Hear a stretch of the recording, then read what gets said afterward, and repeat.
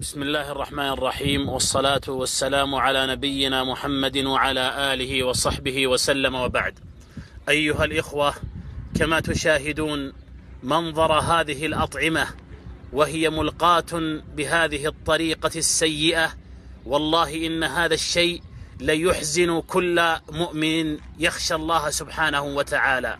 والله يقول في محكم التنزيل: وضرب الله مثلا قرية كانت آمنة مطمئنة يأتيها رزقها رغدا من كل مكان فكفرت بأنعم الله فأذاقها الله لباس الجوع والخوف بما كانوا يصنعون.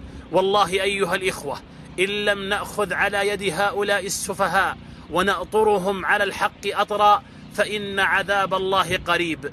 فيجب علينا أن نتدارك الأمر وأن نتناصح فيما بيننا وأن نحذر هؤلاء من مغبة فعلتهم. وعقوبة الله جل وعلا إذا نزلت عمت الصالح والفاسد.